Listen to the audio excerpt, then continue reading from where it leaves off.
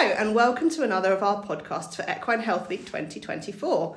The theme of the week is equine wellness, but today we're focusing on weight and why maintaining a healthy weight is important for your horse's overall well-being. Equine obesity is a growing, if you'll excuse the pun, problem, and one that many of us are familiar with, either because our own horses struggle to maintain a healthy weight or because we know of others who face the similar problem. In fact, it's even been a recent storyline on long-running BBC radio programme The Archers. But what steps can we take to ensure that we're doing the best we can for our horses and their waistlines? To get to the bottom of this, I'm joined by a leading equine nutritionist from our National Lottery-funded world-class programme, Ruth Bishop. Ruth works with athletes across the world-class programme to devise the best nutrition plans for their horses. She's also the Director of Equine at HJ Lea Oakes, who merged with our partners Dodson and Horrell in 2020, and the Chair of the British Equestrian Trade Association's Feed Committee. Welcome, Ruth. Thanks, Rachel. Pleased to be here. So let's start the ball rolling then. Why is a healthy weight important for equine well-being? What are some of the implications for a horse that's overweight? My goodness, that's an enormous question. Thank you for starting with that. Starting heavy. Oh, really? Well, let's just start by talking about what overweight actually is and means. And in essence, it's fat. It's horses carrying more weight than it needs. It's stored excess energy over and above that it needs to maintain its body, to keep it warm, and indeed for work. And it's really important to remember that excess weight is excess. It's not needed. The same for humans, same for pets, same for any animal or human that's overweight. And we should also sort of remember that putting weight on is a kind of an evolutionary hard wiring that horses have, because in the wild, back to when they were roaming the plains, they developed the ability to put weight on when times were good so that they could lose it off their backs when times and nutrition availability was poorer, and none more so than in our country, in the UK, with native ponies or anything with native breeding. It's a well-known fact that all animals that are adapted to live on the mountains or come from the mountains or in harsh times, they feast and they have high appetite in the summer, and they actually have reduced appetite driven by day length in the winter. And indeed, the forage availability, when the natural food availability goes down, they have less to eat, but they don't want to eat so much. So they have evolved systems. But if you put that into the modern 2020s life, things aren't like that. We aren't offering them hardship. So there's a life of plenty, and their body system's going, well, we'll just use that, we'll store it. so it's always bear in mind that there's an evolutionary gene here going on to store it when times are good, so we can use it when times are bad. So we need to find that balance going forward.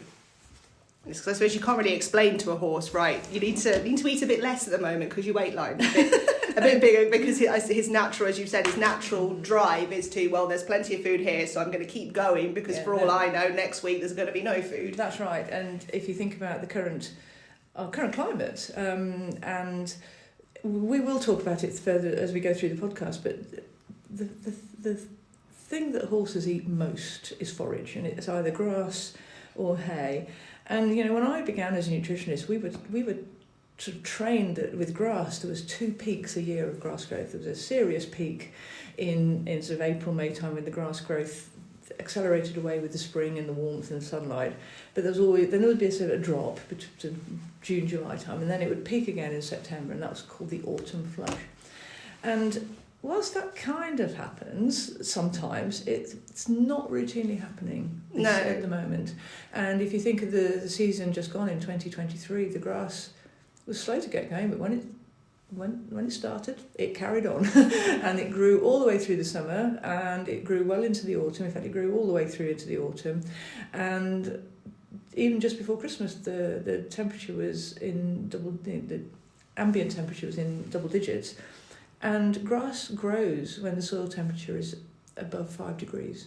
And so if you've got a soil temperature above 5 degrees, then you have grass growth in winter. And the horse is eating that, and it's got a nutritional value. So we have to be very aware of what the horse is eating and what his day-to-day diet is, or the day-to-day base diet is in terms of forage. So they're eating this. They're eating, and we're not. there's not generally a hardship facing horses. So there's an environmental sort of set of circumstances that mean that they are going to gain weight if we don't do something about it. Yes, and I suppose we provide this very cushy lifestyle for them. Yeah. So, but then, you know, when the work you and I do together with the teams, generally you don't see. Generally, the horses that we're seeing at team level are fit for purpose and lean, or as lean as they need to be to do the work. So there's a strong element about work, and we'll talk about that in a minute.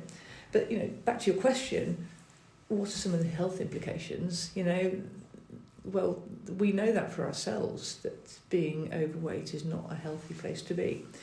But being overweight today doesn't automatically mean that you or your horse or your pet are going to be sick today. It means that there's a higher risk of long-term issues, and I think that's what we probably need to lean into through this discussion, because when a horse does have an episode of laminitis, which is an endpoint that can come from being overweight, that could be seen as a catastrophic event has happened metabolically at that point, which could have been averted 10 months ago by some action that we the owner could have taken. So overweight today means do something to stop a problem happening in the months and years to come. So what could those problems be? Well, just the act of carrying more weight puts more weight on joints, tendons, feet. And so if your horse is doing work, or if your horse is going to, or if part of weight management you want to put more work into your horse, you've got to have a sound musculoskeletal system. You don't be overburdening it. So too much weight increases joint wear and tear, increases the risk of injury, and could be exacerbated by if your shoeing's not great. You know, because the angles are wrong, more weight on tendons and joints. So that's the simplest level. You know, more weight affects joints, but that fat and the excess nutrition, the excess nutrients that are going in a situation where excess energy is being consumed relative to work, fat itself is a metabolic thing, and it can begin to drive the horse's metabolism. The nutrients that the horses are consuming in excess, which in grass can be sugar. Every mouthful of spring grass can be 3% sugar.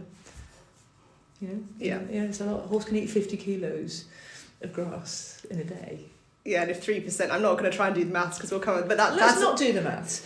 But it's quite a scary number. That's a number, isn't it? And fortunately, they tend to be eating it relatively slowly. You know, over the course of 18 hours of the turnout. But there was a really neat piece of work done a good few years ago now by the Waltham Equine Studies group, and the researcher was Anna Longland, who did some great work with ponies, and she did this thing about what happens if you restrict ponies, and then you said, well, I'm going to turn them out for 3 hours, because then they'll eat less, they'll get less grass. Ponies are eating machines, and that research showed that when you turn them out for 3 hours, they just eat. And they can eat as much in 3 hours as an ordinary sort of horse walking down with all day to eat can eat. You know, so they can eat as much in 3 hours as an average horse can eat in a day. So restricting grazing by restricting the hours at turnout doesn't necessarily help.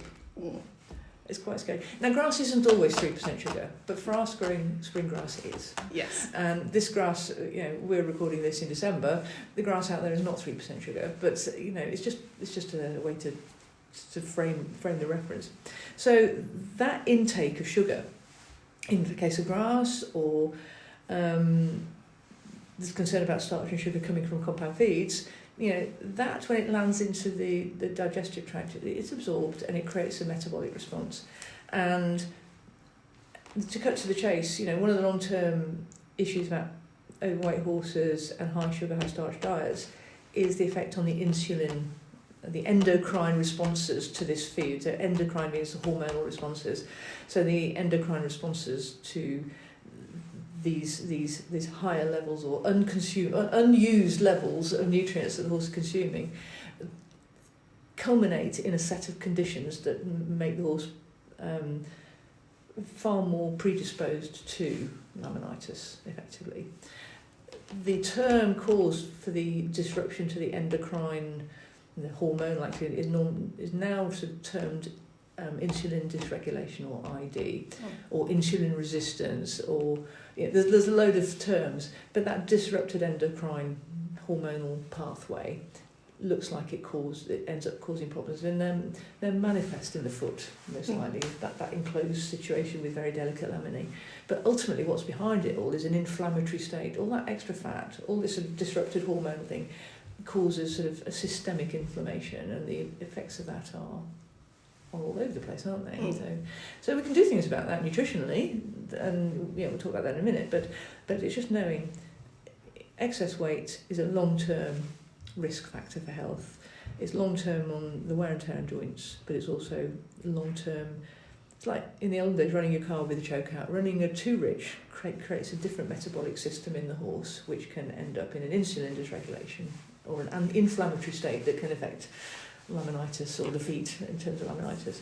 And then if you've got an older horse, because this long-term thing could go on to years, older horses that may develop PPID, Cushing's disease, in that state, those horses are more at risk of laminitis. So adding PPID to this insulin dysregulation sort of zooms you in back towards the laminitis risk more.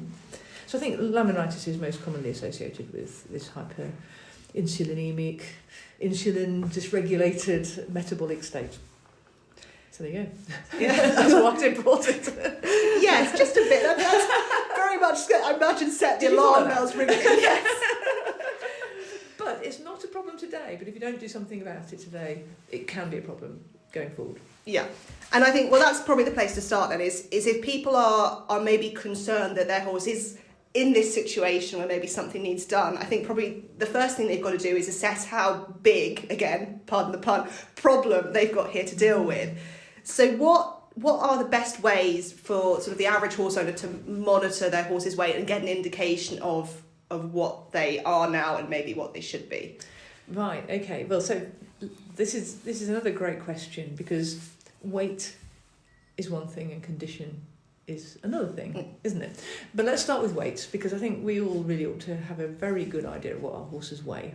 And for more than just weight management issues, worming. I'm sure you'll be doing another of these about, there's the developing concerns about worming and fulmintic resistance, and we need to know how much our horses weigh so we can worm them with the accurate amounts and at the right times. But that's another podcast for another time. That's Wednesday's podcast, folks. I need to say it on weight. Weight is really important, and it's one part of the importance for healthy weight management. So the gold standard, obviously, is to weigh your horse on a weigh bridge, properly calibrated, which you can do with bags of feed. Weigh a bag of feed, 20 kilos. If it says 20 kilos on the weigher, it's right. Now, not every yard has access to a weigh bridge, but a lot of the feed companies now will run weigh clinics, and I know I know at least of 4 feed companies that go around with have people that go around with weigh bridges and will run clinics, and you can call them and they will come up if you've got a yard of a certain size and come and do that. And vets as well, quite a lot of vets I think now have weigh bridges as well, don't they? And some of them will also bring them to your yard. So it's worth, as you say, either speaking to the nutrition companies or speaking to your vets, whether that is an option for you. And they may well be related to riding clubs or pony clubs, or indeed some companies do it also, run slimming systems or slimming clubs. And so you've got an opportunity to start weighing and continue to weigh. Failing that, if you want to know today and you haven't got access to that, and not everybody has, and I think it's really important to, if you haven't got access to weigh bridge, it doesn't mean to say you can't start doing something. The next best thing is weigh tapes, and there are a number of weigh tapes available. Generally, most brands have weigh tapes. You put them round the horse's middle in a directed way, and it gives you an estimation of weight. Now, they're not perfect, but the ones from long-established feed companies, and I know the nutrition partners of the BEF at Dodson and Horrell, that weigh tape was developed, weighing in weight and weigh taping, hundreds of horses over many years a good 10 years ago. So there's a good data set behind that, and for other weight tapes similarly. So it's a good approximation, but each horse is different, isn't it? You think about high withers, low withers, horses that are narrow, horses that have got a great barrel. They are at best an indication. But I suppose even if they're an indication, they're a great indication. Yes, they're going to show, but they are going to show you a change, even if that figure that the arrow is pointing at is not your horse isn't exactly 530 kilos. If you then do it 2 weeks later and the arrow has moved, that's right. You're going to get an indication that something has changed, be that for the better or for worse. Yes, definitely. So how do you get hands on a weight tape? Well, I know the BEF will be giving some away, so you have some to give away. So call Rachel. Feed company will issue them. Vets may have access to them. So do your best to get hold of one. Weight tapes generally have usage guides, but you put them around the middle, so a slight angle, so just to make sure you cover the girth area. It's difficult to do this sort of voicing when you do it in front of a horse to show you properly. Weight taping and weighbridge gives you an indication of the weight rate. So you now know your horse weighs 530 or 650 kilos, or in the case of a pony, 350 kilos. The next thing is a condition. We're talking about weight management here. So what is the condition? What's the component of that weight? And your horse is going to be made up of a number of things. It's going to be made up of its digester. The actual weight of a full digestive tract is about 15% of a horse's weight. Did you know? I did not. Oh, there you go. You learn something new every day. So, but in terms of this issue today, we're talking about fat, aren't we, and muscle. And there's a bit of terminology here, isn't it? Because some companies and some people talk about condition scoring and some people talk about fat scoring. And both are right. Condition scoring sounds, allows a horse to be thin. and allows, we talk about the whole range of conditions a horse might present in. Fat is all about weight management, isn't it? You've got too much fat and I'm scoring it because I want to have less of it. So it's up to you and your horse as to how you want to play it, because you might have a thin horse you're trying to put weight on, you might have a fat horse you're trying to get weight off. It's important, with our world-class nutrition hat on, we're really looking at muscle all the time and saying, well, is this horse at the stage of development to do the competition it needs to do? Muscle is important for performance, and so we do need to consider that generally for horses that are working. But in the case of today's conversation about excess weight and how to manage it, fat is really important. And so fat scoring and condition scoring in relation to fat are about looking at the fat coverage and the fat pads that a horse might have. And there's three areas really, neck, barrel, the rib cage, and the hindquarters. And in fact, in many ways, you look at, from a muscle point of view, you look at those three areas as well, but you look in different places. So neck, the neck carrying a high level of fat, or cresty neck, is a really good indication of excess. And there is a thing that's called a cresty neck score that we can put a link to from this poddy that people can look at. No cresty neck is desired.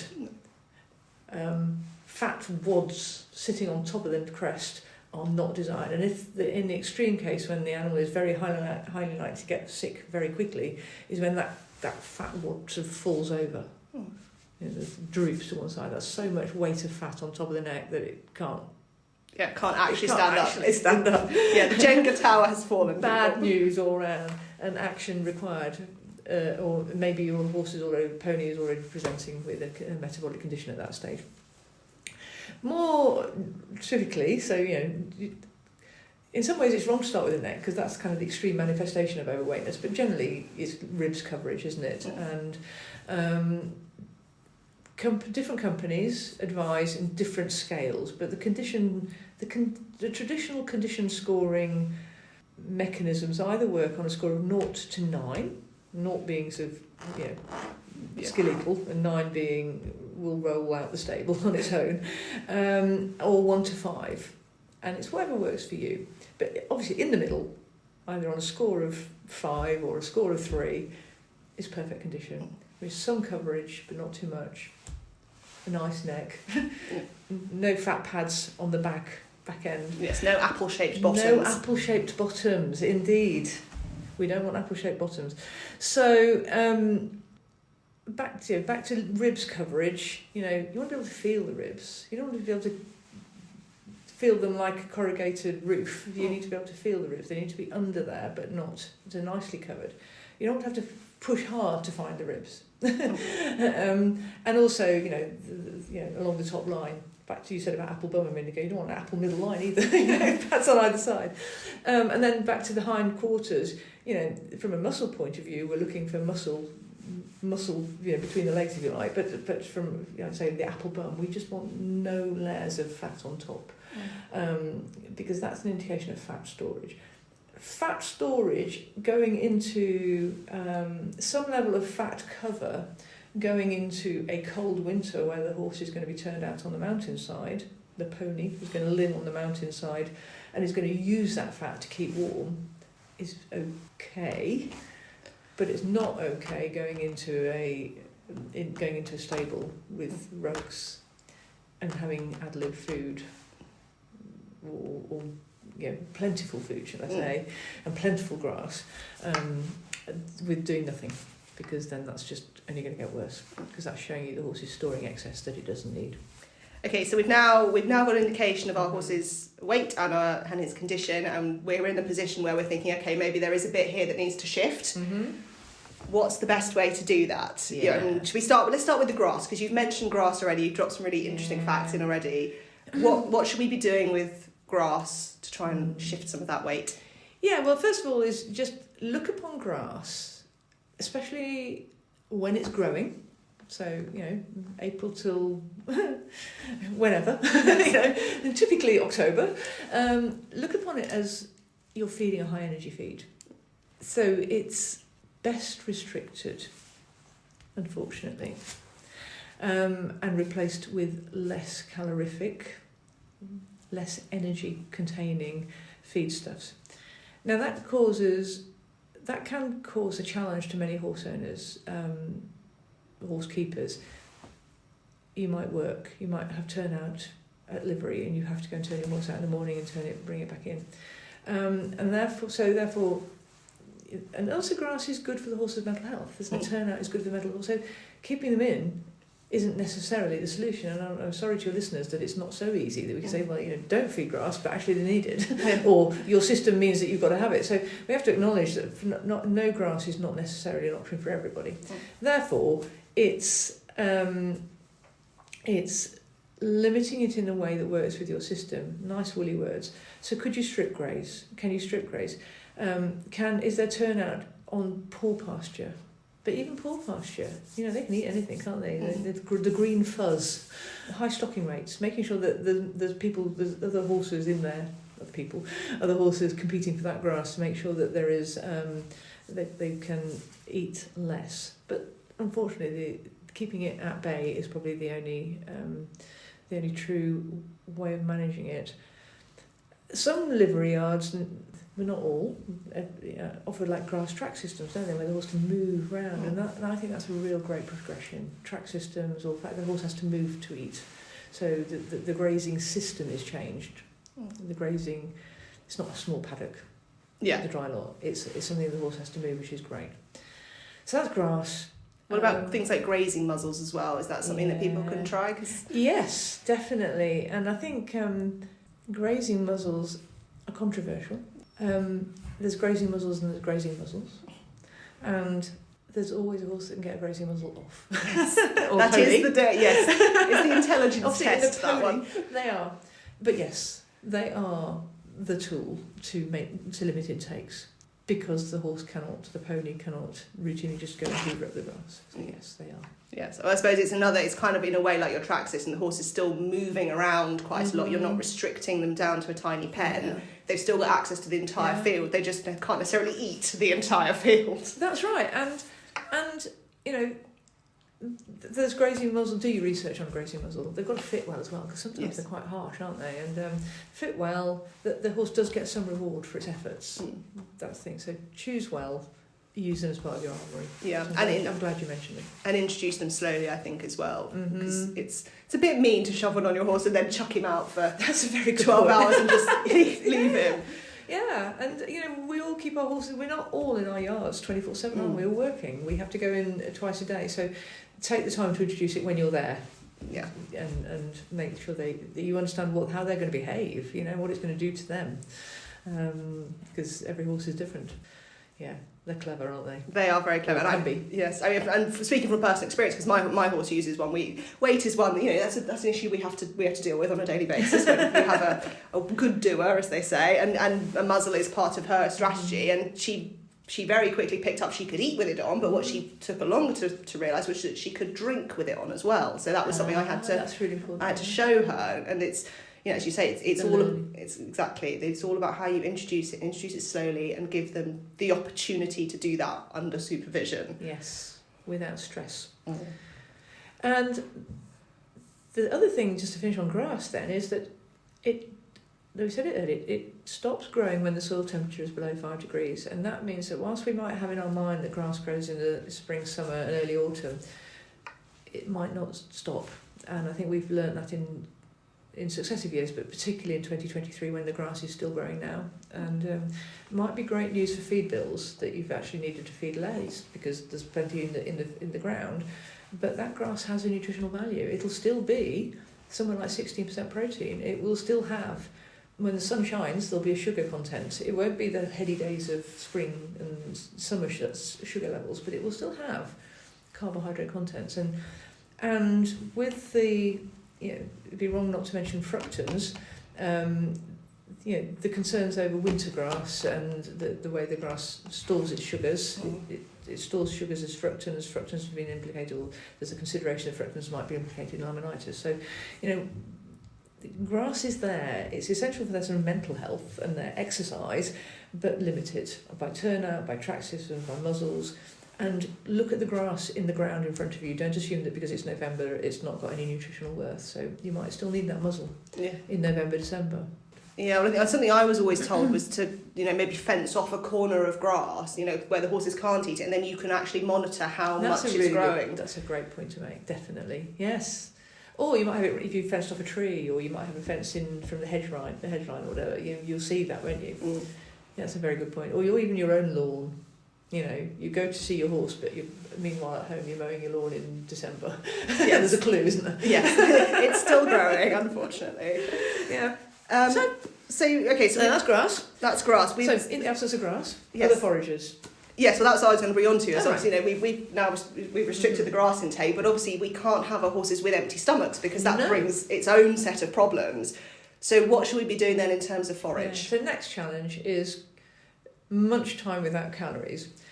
And so conserved forages are generally lower in energy and protein than fresh forages. So great place. Let's have a look at hay, haylage, and indeed straw.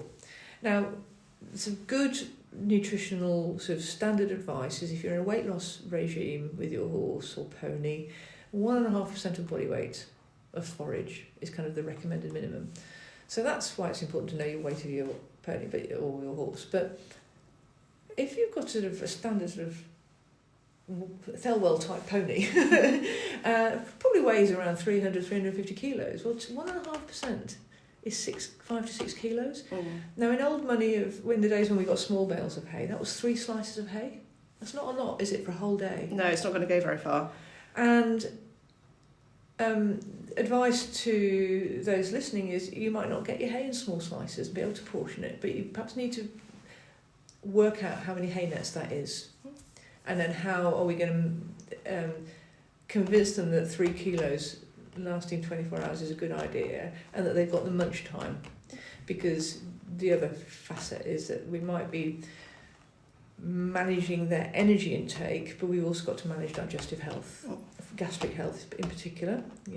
Horses only produce saliva when they chew. Saliva is part of the buffering in the stomach. So if they're not chewing, they're not producing saliva, you get an acid build-up. So you have an increased predisposition to gastric ulcers, even if they're not moving, and then obviously hindgut health. We all know that dietary changes are a high risk factor for colic. Yes. So keeping something going through all the time is important. So we're back to our 3 kilos. How do we make that our Welsh pony overweight, feel happy on 3 kilos? Well, let's just talk about those 3 kilos, or the horse equivalent of that. First of all, it needs to be as low calorie as possible. So we're probably talking seed hay rather than meadow hay. Generally, seed hay is lower in nutritional value than meadow hay by dint of the way it's produced. Meadow hay is meadow grasses, which mature later, generally cut in June. There's more leaf, less stem. The nutrition is generally in the leaf, not in the stem. So seed hay that's grown tall is very stalky. A few seed heads, is more stalk, less leaf, less protein, less energy. Probably desirable. And the haylage equivalents. So hay, 3 slices a day, or the weighed out equivalent from your round bale or your large equivalent. Best limited into meals, and then small whole hay nets, slow feeders, anything that makes it last longer. Doesn't stop the fact that they might end up standing empty for a bit, but anything that can slow eating is important. Haylage, ditto. Small hay nets, double hay nets, triple hay nets, small hay, anything to stop the eating. Haylage tends to be tastier. It's softer, isn't it? It's sweeter. It's sweeter, maybe the wrong way to describe it, but it's softer, so it's sometimes consumed quicker. So just be aware that, and just on haylage, modern haylages tend to be sort of 70% dry matter, 30% moisture. So that 3 kilos of hay is probably 5 kilos of haylage. So, 3 kilos of haylage is nothing, because it's actually 2 kilos of actual nutrition. So if the benchmark for that 350 kilo pony is 3 slices of hay, it's probably 5 kilos, 6 kilos of haylage, which might be 2 small nets. Still not a lot, is it? So you've got to eke it out with small whole hay nets. And just on that point, because I know a lot of horse owners think that, when they hear haylage, they think, oh my God, calories, much more high energy. My horse is on a diet, he shouldn't be having haylage. Yeah. Is that the case, or is it still okay if you're on a weight loss diet? So I appreciate there are some cases where your horses maybe need haylage for respiratory issues, but as sort of standard pony. Yeah. That's a great question. There is. When I described hay a minute ago, I said, look, you've got seed hay and you've got meadow hay, and because hay is generally like that. With haylage, you've kind of got to know what you're getting, and often haylage has been a great friend to the horse over many years, hasn't it? Especially like you say about respiratory health and hygienic health of the forage to the horse. So it's not something we want to throw out just like that. I think the key factor is making sure the forage you feed is low in sugar. And so choose a forage supplier that can tell you that your forage is low in sugar, or do something about it. And so, for instance, the high-profile brands like Horsehage will have high fibre, low sugar variants that you can buy to use, which gives you a haylage option if haylage is the option.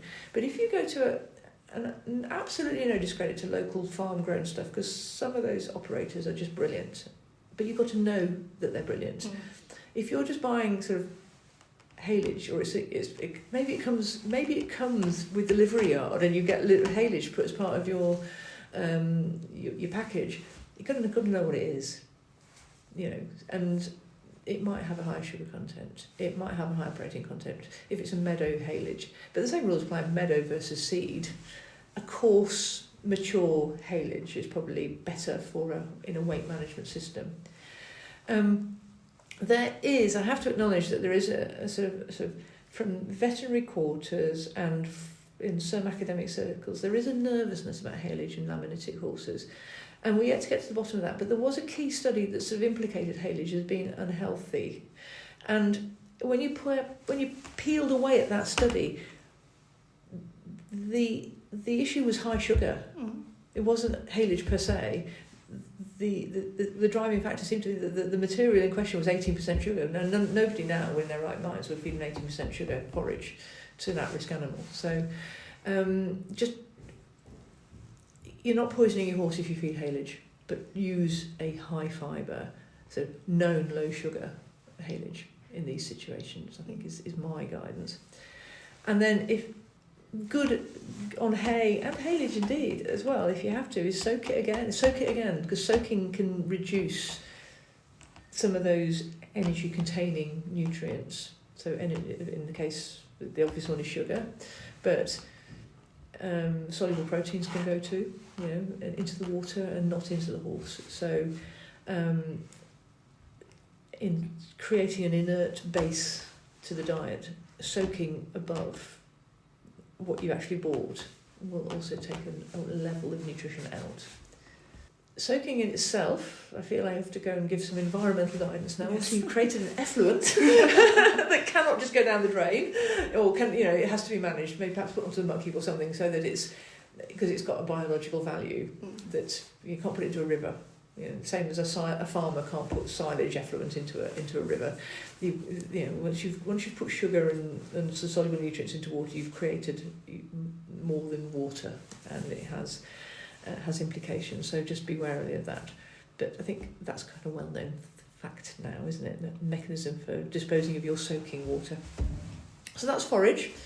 I think the one you didn't mention actually was the straw. We touched on straw briefly. How should we be utilising straw? Straw is really controversial. People get worried about straw, but actually it's great, isn't it? And straw, you're right. Talking about straw then also makes me think about chopped fibre products as well that may contain straw.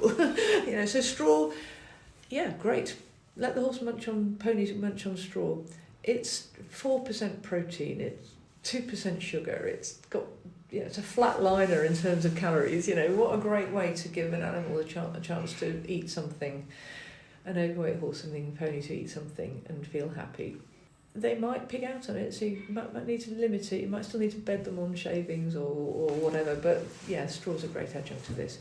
There's chopped straw products out there on the marketplace, and I think research has shown that small chopped fibres take time to eat, so a really good idea. You're going to go out, you've got to leave them in, or you're leaving them in a dry lot outside, and you're going to give them their hay net for the morning, a bucket of chopped straw, or a straw chaff blended with grass to no nutritional value. Obviously there's quite a few in the market, we can select those. Really good adjuncts. I'm glad you mentioned it. But people are worried, aren't they? Some people think straw is associated with colic, but then that's back to your dentition, isn't it? Making sure they can chew. Mm-hmm. And I suppose as well, it's kind of like you were saying with the hay and the haylage, it's making sure that you're getting it from a nice clean straw from a good supplier, that you know where it's come from. Then you're going to have hopefully fewer issues than you might with some slightly lower quality products. And that's a very good point in terms of the hygienic quality, the quality of the material. We're sitting here in January 2024. The straw available to us is that from the harvest of 2023, and it was the wet and warm conditions that created great grass growth, created not the greatest conditions for straw and harvest. So you have to look for it. But again, who's there to help you? The feed companies offer these services to evaluate foragers, and it's not necessarily associated with a sale of product. You say, look, they're there to help. They are, you can think again back to all the main brands would offer that support to analyse what you've got, maybe hygienically as well.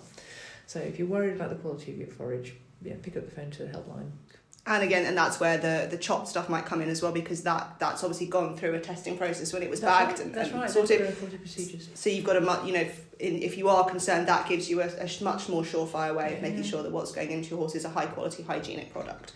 And that's right, and I spent a lot of my professional life making horse products, and it's really important to know what goes in.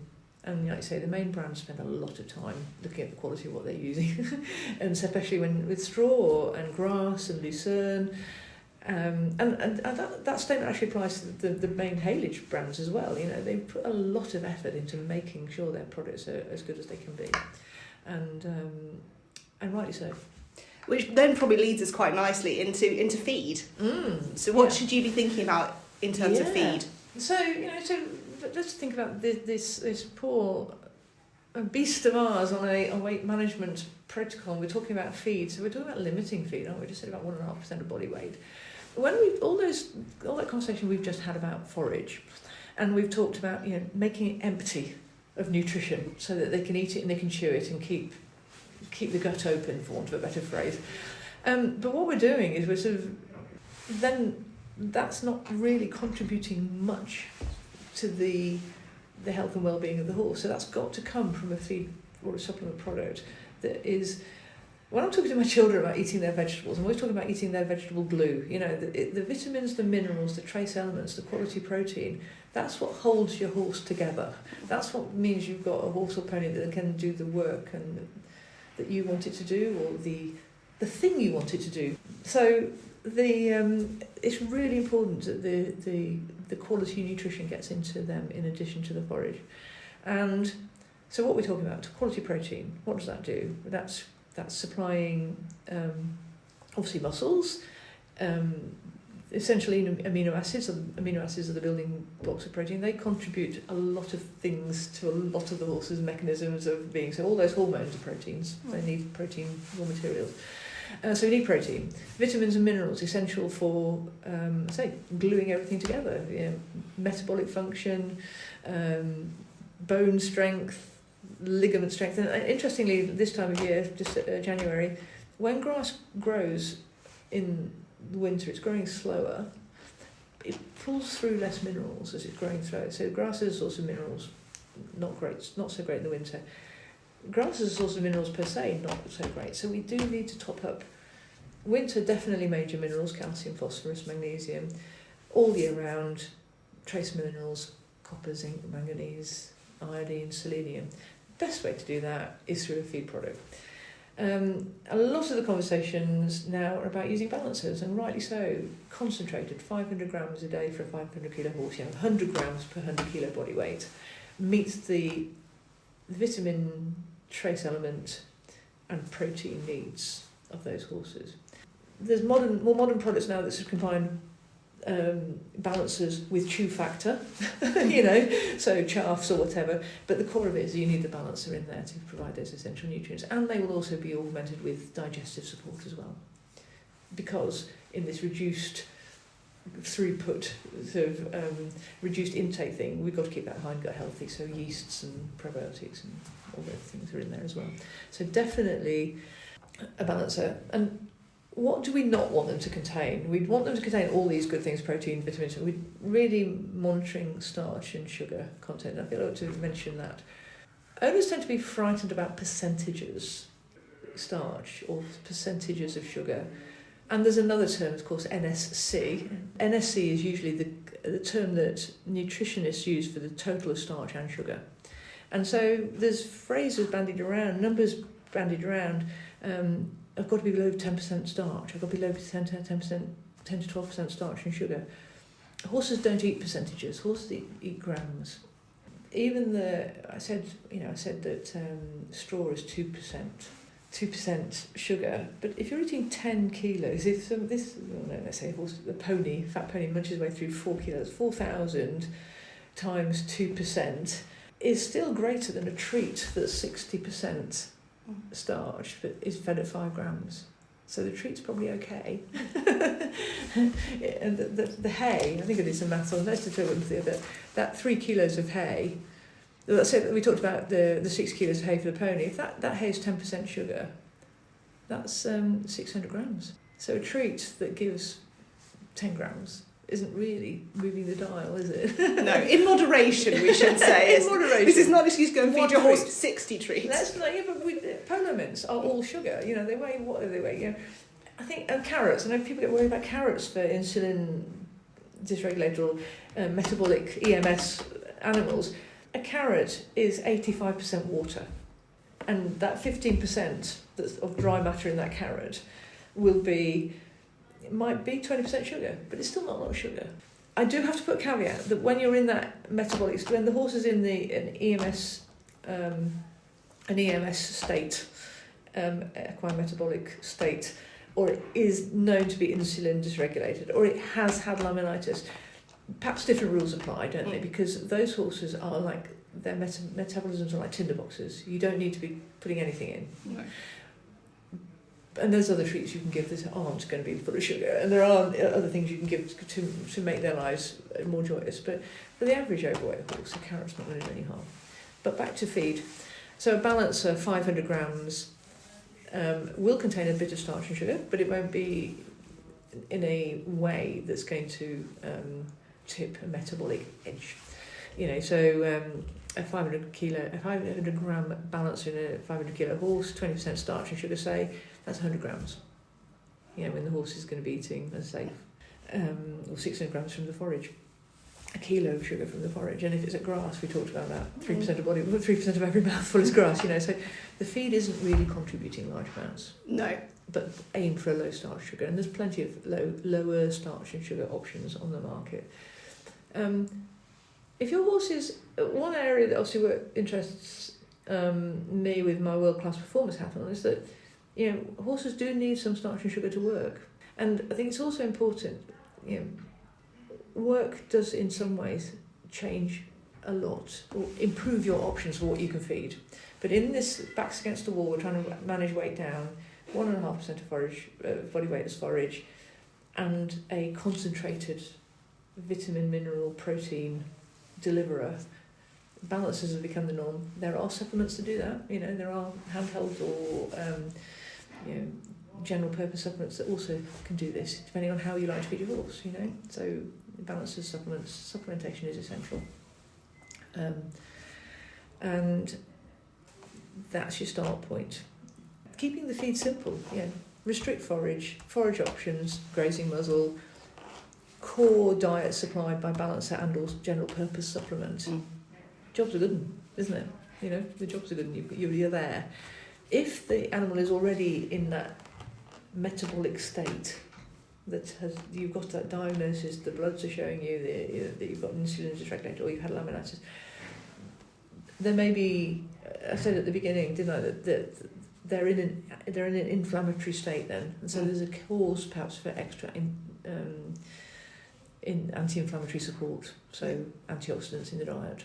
There's plenty in a balancer, there's plenty in a general purpose supplement, but if you've crossed that line and you're really struggling, then more antioxidant support would probably be beneficial as well. And that's probably the time to speak to your vet, speak to a nutritionist, get that more tailored support for that horse that's in real need. Absolutely, because at that point, when you've got a diagnosis, you're under the care of the vet, and the vet should be in charge of the first point of call, and the nutritionists augment that. Definitely. And I think as well, it's also worth pointing out this, when you are putting together this feed and forage plan for your horses, most of the feed companies will offer a nutrition support line or something like that. So it's always worth picking up that phone, speaking to an expert who can help you put together the perfect diet to suit your horse's needs. Yeah. And we're so lucky now, aren't we? Because we can do it on FaceTime. We can see the horse, but it's not a voice on a phone call anymore, is it? It can be, you can actually show your horse to people. And obviously feed companies generally do one step further, they will go onto yard. So we talked at the beginning about clinics and if you're in a yard of a certain size, 10, I think usually it's like 10, isn't it? Some will, depending on, feed companies have people on the road that will come and see you. We've got the clinics, you've got phones that we can perhaps actually see the animal and do a virtual condition score with you. It's all achievable with that sort of framework of manage the intake of forage, the grass, manage the intake of control the intake of the conserved forage, top up the essential nutrients through balancer and or general purpose supplement. And then we're on to management, aren't we? Yes, and we can argue we should do first, but Yes, well, that is because people do. You think, right, we need to lose weight, and people focus very heavily on the feed side of things, and which we've talked about in great detail. But as you say, there is also the management aspect that supports all of that as well, and it becomes a very all-encompassing regime change that your horse has to go on. So what should we be thinking about then in terms of management? Really good point about regime change. With ourselves as well, we have to change our behaviours, don't we? We have to go to the gym. We have to decide what we buy. There's a really strong human element to this as well, changing behaviours. So you've got to be up for the change, and you've got to be up for the change in the long haul. Can't do it for a week. Weight loss in a horse weight management in a horse takes weeks and months. It doesn't happen, as it doesn't happen with ourselves. So you've got to be sort of... It's a commitment. It's a commitment. Go for it. And so, first of all, it's December. Sorry, no, it's not December, it's January. It feels like December. The year's getting away from us and it's only just started. December, January. What can we do in the winter is we can make use of the way the horse is wired and let them burn fat by using no rugs, clipping. Let them burn the calories that they are predetermined to burn at this time of year. Their appetites are, certainly the work by Caroline Argo in Liverpool, a good 20 years ago, shows they do have this period, especially the native types, a declining natural appetite in the winter. So make use of that, turn them out. This weight management regime is perfect then, because they're not expecting to eat it. Yes. They eat so much. Use the winter to control weight. Use cold weather. Clip, no rugs. Turn them out, or let them get cold. Let them burn the weight. Number one. Number two is exercise. I think there is a huge requirement for exercise for two reasons. Exercise burns calories, but it develops muscle. And I have this old saying about, we need a bit of fat, we'll turn it into muscle. Only muscle develops muscle. Fat is fat. But muscles are really important, because when we talked at the beginning about the metabolic soup changing in horses that are fat and excessively fat, the thing that should happen is that soluble carbohydrates go into the digestive tract. They get digested to glucose. Glucose gets absorbed. Insulin is produced. It takes the glucose out of the blood, puts it into muscle. Excess muscle glucose is stored as glycogen for work, and then excess is stored as fat. So that's sort of the chain of events. The reason we put it into muscle is because the horse has muscles and we have muscles because we want to use them. So the more muscles you have and the more the muscles are used, the more that normal hormonal system works. Consumed, put in muscles, used, not stored. And so the more we can use muscles, the better. So exercise is just so important in weight management, as it is for ourselves. We can see it every day. We go, whether we're on Peloton or we get our noon prompts on Facebook about what to do, or our Apple watches tell us what to do. Technology is telling us to exercise, get up from our desks. Our horses need to do the same thing, and we need to use muscles. So what are those muscle programs? And not every fat horse can. You might have crossed the line. There may be joint issues, but let's start with a horse that can work them to the bit, make their muscles work. Active work with the muscles working, horse in and out line. And some is better than none, but an amble round the lanes is not work. No. I suppose what you want to do is get that heart rate, get that breathing rate up. And the muscles engaged. Yes. And the muscles contracting, and because that builds muscle strength. All that fitness work, and start. If you're starting from zero, you've got to start with walk. You can walk in hand. You can walk. And take a leaf out of the book of world-class performance, pole work. Think about our own world of yoga or Pilates. We're strengthening our muscles without necessarily doing the impact and the cardio. But pole work is the equestrian equivalent, isn't it? Making them pick their legs up, make them all those physio exercises that we do with our sport horses to make their muscles stronger, we can do with our overweight horses. Yeah. And I suppose, and it's even stuff you can do in hand if your horse can't be ridden for whatever reason, or you're short on time. You could just do a in-hand pole work session. I think that is really worth trying to do. Above all else, it's late. You get back to the yard. It's 6 o'clock. It's cold. It's -6, whatever. You can still do it if you've allotted that time. Back to this commitment thing. You commit to doing it, and some is better than none. And as the situation improves, you can do more. The situation meaning they lose a bit of weight. Not every horse we're talking about today can do the work, like you said. They may already have pre-existing conditions. They might be recovering from injury. It might be an injury or an illness that's caused them to get fat. Or an injury to you. The rider might have got injured and the horse has stood idle. So the situations by which the horse has become overweight, they're all different, as are the things that you the owner can do to improve the situation. But exercise, using the muscles, is key. But I think again, talk to your physio. Talk to your physio. Talk to your physio. They will be able to recommend some exercises, some pole works, and things like that you can do with your horse that suits their capabilities at this time. Yeah, and if your main point of contact is the vet, vets and vet practice usually work in conjunction with the physio. And sanity check it with other people if you're concerned. That's a good point, isn't it? You're not alone. No, exactly. And there'll probably be on most livery yards quite a few people facing these problems in this situation. So make your own slimming club. Work together, motivate each other, share ideas about what you can do with your horses. And it might be that particular group of horses can go in a certain field together and be managed in a certain way that complements them. As you say, we're in this together. It's a team effort. It is, and it takes successes as well. You don't get instant success, do you? Because you don't. Well, you will actually. Feel like ourselves. You put yourself on a diet, and oh my goodness, you've lost 2 pounds in the first week, but that's generally water that you've lost. The real stuff comes in the weeks and months ahead, and because it's a slow process, you've got to look for the. Well, I did manage 5 days of exercise. I did get a pole work session in on a certain number of days. We did go out for that hour at the weekend or whatever. Just congratulate yourself. Make it a positive experience, because that's how you change habits, isn't it? Reward yourself.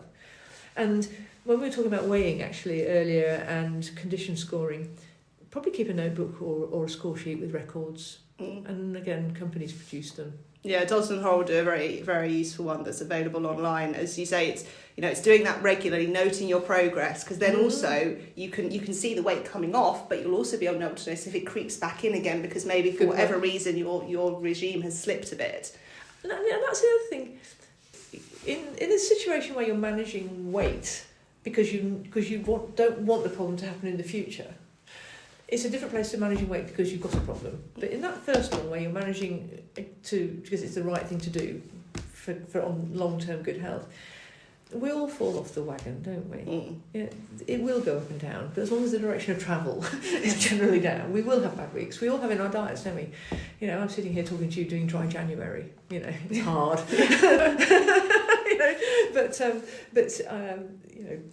Will I be able to do dry 2024? So with weight management and horses, you just congratulate yourself when you get things right. Don't worry if you have a bad week. Yeah, and maybe, as you say, set yourself some goals, because you said dry January. That seems far more achievable than dry 2024 for sure. Set yourself a weight with that target. Okay, you want to lose 10 kilos off your weight tape, and that's great. And then once you've aimed for that, you can then set yourself a new target and keep going, because it's far more achievable. It's far easier, because you can look at that and it feels like it's within touch. Yeah, and in many ways, just start. Just start. Get your network, like you said, the community. Talk to your vet, talk to the feed company, talk to helpline, make sure the diet's right, and just go for it. Because if you don't start, you won't know, will you? Well, there we go. There is our challenge, horse owners. But then, you've just started. I just want to say a couple of things about feed, actually. Weigh it. Weigh it or measure it. We talked about weighing and measuring the horse and scoring it. The feed companies make it easy. The balancers are easy to feed, because generally the feed companies the balancer specialists will supply you with a cup that tells you what the weight is, and we can look at one here today.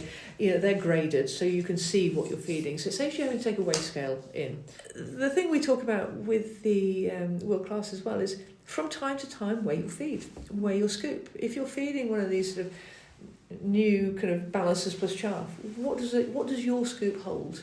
And make sure you just check that from time to time. Sometimes, even with professional riders, you find you get drift. It's quite a difference between a flat scoop and a heap scoop. There's quite a difference between feeds, so you can't just assume it. So let's just check. And if somebody else is feeding your horse, make sure there's a line drawn on the scoop that you don't. Maybe if you want the half a scoop, you show them what half a scoop is, because we don't all feed our horses all the time, do we? Somebody might help us out. And so, measuring what's being fed, what does what does the weight you want to feed look like in the scoop? Yeah. It's kind of important thing. When we're just talking just then about starch and sugar and choosing balances, choosing feed, choosing main meals, because of course you might want to be feeding a main meal, you might be working your horse, you might have moved off balances onto a compound feed on a day. What are you looking at? In store, the first thing you can see is the feed label, and each product, feed and supplement, there's some real commonality in the way feed labelling is presented to horse owners, and that is related to the regulations by which feed and supplement companies operate under. And let me tell you, there's a huge raft of regulations that feed and supplement companies work with, at least 10 major bits of legislation that we all have to comply with. One of the major pieces is how we label our feeds and how we make claims for our feeds. Very, very tightly regulated. And so sometimes what's in a stitched-in label or on the back of pack might not be what you're looking for. So by law, a feed company has to list oil, protein, fibre and ash, vitamins A, D, not necessarily vitamin E, and then they've got to talk about the added trace elements and the added probiotic yeasts that they've added. And then they've got to give instructions for use. So that's the mandatory stuff that's got to be on there. But there's a very key piece of information based on our conversation here missing from what's on that label. And we're talking about energy and calories, aren't we? And we're talking about starch and sugar. And now, those companies may put them on the bag because they might voluntarily do it, but space may preclude them for that. Most reputable brands will give you a starch and sugar and energy value. And phone them up or look on the website. The website's a brilliant source of information, and they're all accessible on our phone now. So data sheets or whatever. And no limits on space either. No limits on space. And I think one thing that we've missed that you might see on your label is particularly if you're competing is important, is the Beta Nops logo as well. Yeah. Now, that's a really, really good point. And it comes back to my roots in making sure that what we put together for the horse owner is fit for purpose. And anti-doping is massive. And Beta Nops is a scheme put together by the British Equestrian Trade Association to give owners, riders, keepers, there's the assurance that the feed company has done their best to keep those contaminants that can come in through feed at bay. And so it's really, really important for definitely people who are competing at any level, because the affiliations go in affiliated competition, the affiliations also track back to either the FEI rules or the racing rules, and they have strong prohibited substances policies that have to be adhered to. So Beta Nops is really important, very important in competition. It's also become a badge of quality, a quality standard. And I feel like to mention quality in general, because as reputable feed firms and supplement firms, the first responsibility is to make safe product. That's the first. I mentioned the 10 rafts of regulations that we have to operate to. The first one is that you'll make safe feed fit for purpose. NOPS is a fit for purpose piece, isn't it? It says if you beat a NOPS, you're making anybody who wants to do something with their horse that involves competing under any rule, that's the badge of honour. But the other piece is it safe? Is it free from heavy metals? And that puts a huge responsibility on us to make sure our supply chains are good and true. And it's kind of the unseen thing. I think sometimes horse owners think manufacturers a black box. It just comes out. But the work, it's like ducks and swans, gliding along, looking effortless. There's an awful lot of work going behind the scenes or underneath to make sure things are safe. NOPS is a really good benchmark for that, because they've had to do the safety bit in order to get to the NOPS party as well. Yeah. So really important. I'm glad you mentioned it. So the other thing, so safe, fit for purpose. In feed, I feel I mentioned, and so certainly in relation to overweight, the area of claims is really important, because I think owners get frustrated that we want to do something for our horses, so we want to go and buy something that's functional. We're very constrained on what we can in feed, what we can claim. Feed is not medicine, I think, is the take-home message. Medicines cure and treat. Feed supports and maintains. Well, this has been absolutely fascinating. There's been a lot of information thrown around, and hopefully everyone listening has taken something away from this. I've taken a lot away from this. I certainly have. I've learned a lot today as well. So thank you very much, Ruth, for joining us. I hope you've enjoyed sharing your wisdom with us. Oh, well, you're a great interviewer, and really thank you very much. Thank you for asking me. And yes, so I hope everyone enjoys Equine Health Week, enjoys the rest of the content we've got coming up this week. There'll also be some resources and things on social media as well, so keep your eyes out. Ruth did allude we might have some weight tapes and things to give away as well. So yes, plenty more to come both today and for the rest of the week.